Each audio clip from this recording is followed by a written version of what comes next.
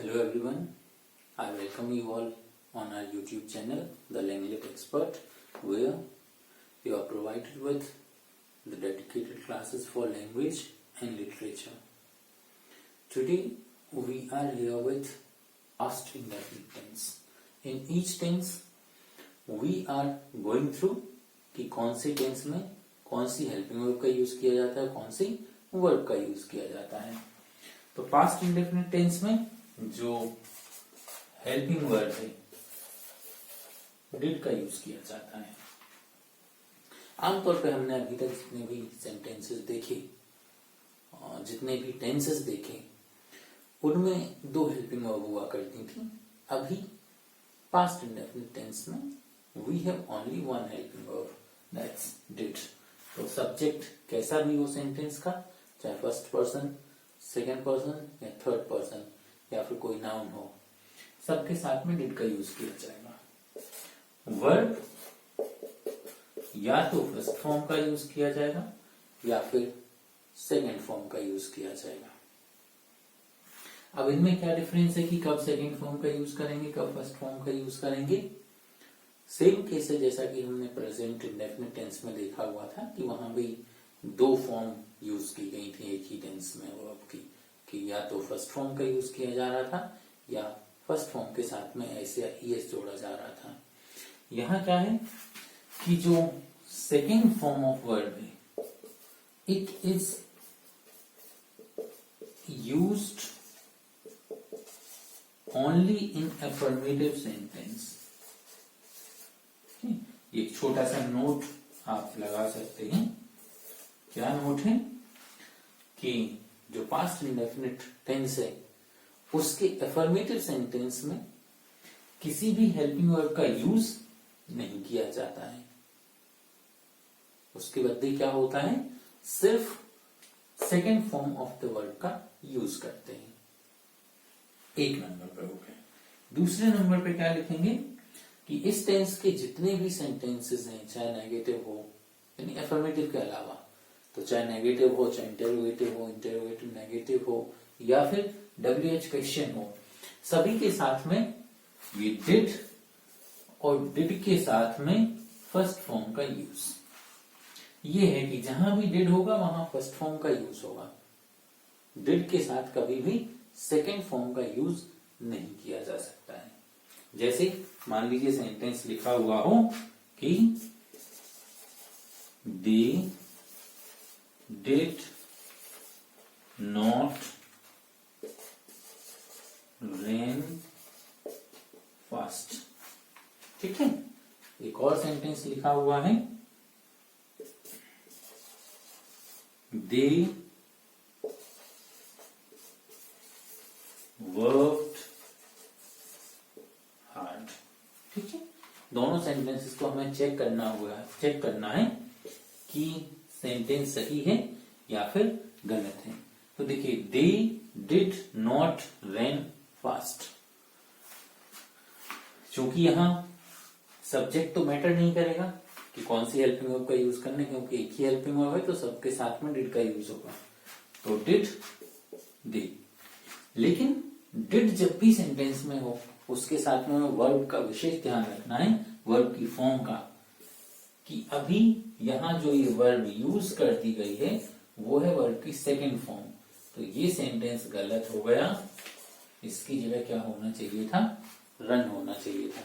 लेकिन वहीं ये वाला सेंटेंस देखिए, दे वर्कड हार्ड, तो ये सेकेंड फॉर्म है और सेकेंड फॉर्म अकेले रहती है अफर्मेटिव सेंटेंस में, कोई हेल्पिंग वर्ब नहीं होगी उसके साथ। So this one is right और दिस वन इज रॉन्ग, ठीक है।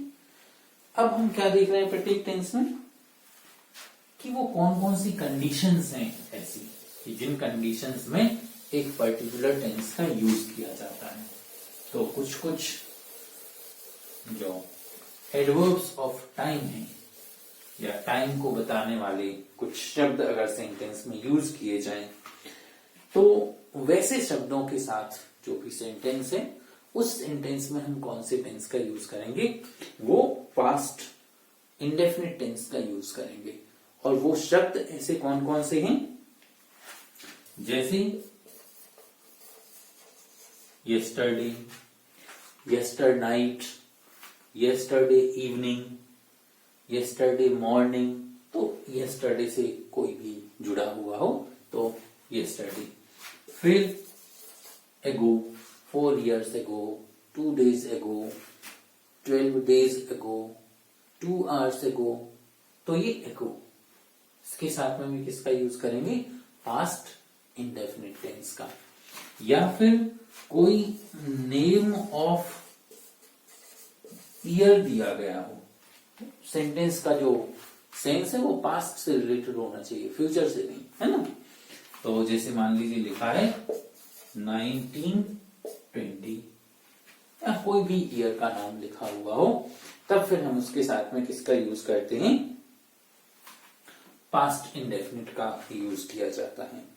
ठीक है। अब जैसे मान लीजिए एक एग्जाम्पल आ जाए आपके एग्जाम में, या एक क्वेश्चन पूछा जाए आपसे एग्जाम में, लिखा हुआ है कि वी हियर इन 1986। ठीक है। और आपके पास ऑप्शन है कम,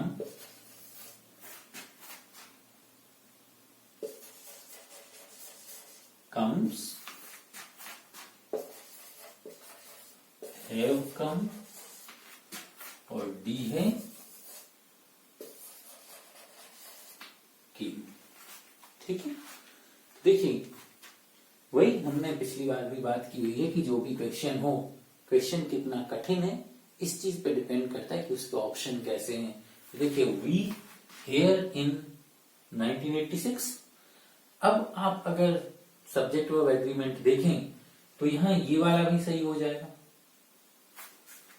ये वाला भी सही हो जाएगा, और ये वाला भी सही हो जाएगा, है ना, क्योंकि वी है। अगर हम प्रेजेंट इंडेफिनिट देखें तो प्रेजेंट इंडेफिनिट में किसी हेल्पिंग वर्ब का यूज नहीं होगा अफर्मेटिव सेंटेंस में, बल्कि अगर सब्जेक्ट वी है तो वी के साथ में फर्स्ट फॉर्म का यूज हो जाएगा, तो कम भी सही हो जाएगा। कम्स नहीं होगा क्योंकि वी के साथ में ऐसे ही इसका यूज नहीं करते हैं। फिर अगर प्रेजेंट परफेक्ट टेंस देखें तो प्रेजेंट परफेक्ट टेंस में वी के साथ में हैव का यूज किया जाता है, और हैव के साथ में थर्ड फॉर्म का यूज किया जाता है, ये भी सही हो जाएगा। और अगर हम पास्ट इंडेफिनिट टेंस देखें तो पास्ट इंडेफिनिट टेंस के अफर्मेटिव सेंटेंस में सेकेंड फॉर्म का यूज किया जाता है, तो डी भी सही हो जाएगा। अब हमें ऐसे केसेस में क्या देखना है कि सेंटेंस का सेंस चेक करना है, या कुछ ऐसा शब्द ढूंढना है जिसके बेस पर यह डिसाइड किया जा सके कि हम इस पर्टिकुलर सेंटेंस में कौन सा टेंस यूज करेंगे। तो देखिए, हमने इसीलिए ये शब्द कुछ पढ़े हुए हैं कि यस्टरडे, अगो, या फिर किसी वर्ष का नाम हो, तो ऐसे शब्दों के साथ में पास्ट इंडेफिनिट टेंस का यूज किया जाता है। तो अभी क्या है, नेम ऑफ ईयर है 1986, यानी ऐसे केस में पास्ट इंडेफिनिट का यूज होना चाहिए। तो पास्ट इंडेफिनिट, इसमें केम है तो केम, आपका आंसर हो जाएगा ऑप्शन डी। जैसे मान लीजिए सेंटेंस लिखा हुआ हो कि एरर डिटेक्शन के लिए है सेंटेंस, शी बाइज, ये हुआ पार्ट ए, सम चॉकलेट्स, ये हुआ आपका part B. For her younger brother, ये हुआ सी। लास्ट संडे, ये हुआ डी। और फिर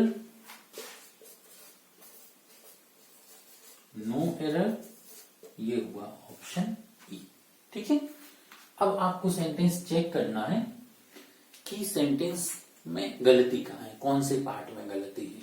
तो देखिए, शी बाइज शी के साथ में प्रेजेंट इंडेफिनिट टेंस है तो इसमें सिंगुलर सब्जेक्ट हो तो सिंगुलर वर्ब का यूज किया जाता है, यानी वर्ब के साथ में ऐसे इसका यूज कर दिया जाता है, तो कर दिया, बिल्कुल सही है ये पार्ट।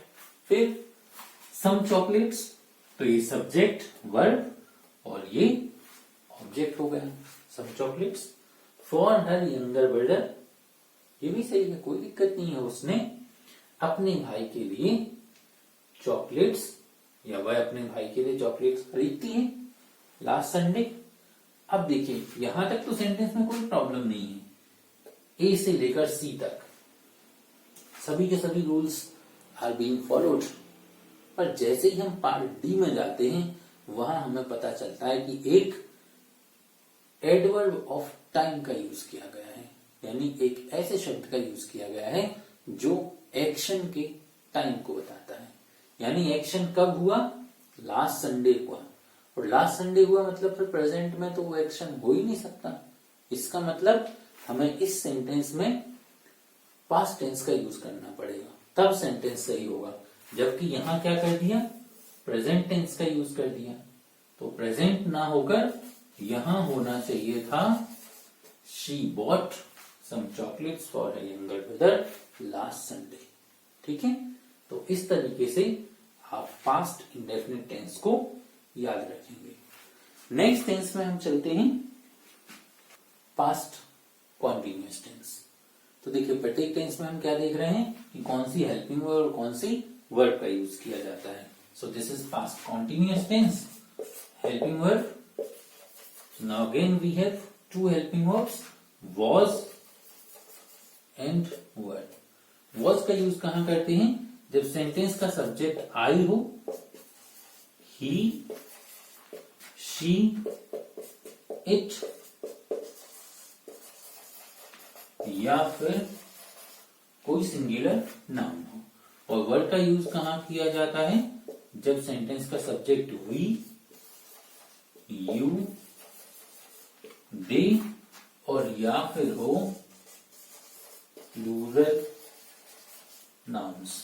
ठीक है, और वर्ब कौन सी यूज की जाती है, तो हमने शुरू में भी बात की हुई है कि जब भी टेंस के नाम में कॉन्टिन्यूअस जुड़ा हो, कॉन्टिन्यूअस मीन्स चलता हुआ, तो आईएनजी वाली फॉर्म यूज करना है हमें, तो फर्स्ट फॉर्म और आईएनजी जोड़ देना। ठीक है, so this is past continuous tense. जैसे एक एग्जांपल देखते हैं हम कि कैसे इसके एग्जांपल्स हो सकते हैं। ये लिखा हुआ है was they not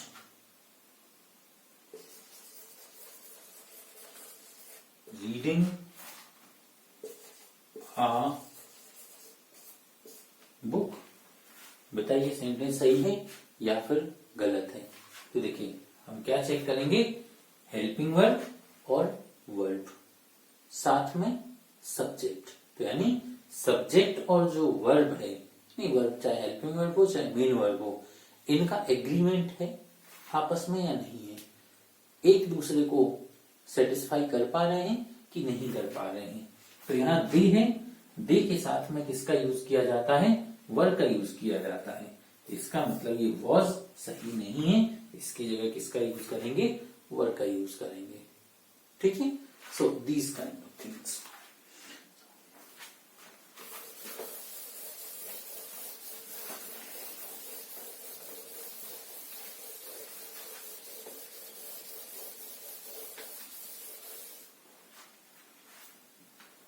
Thank you for watching the video.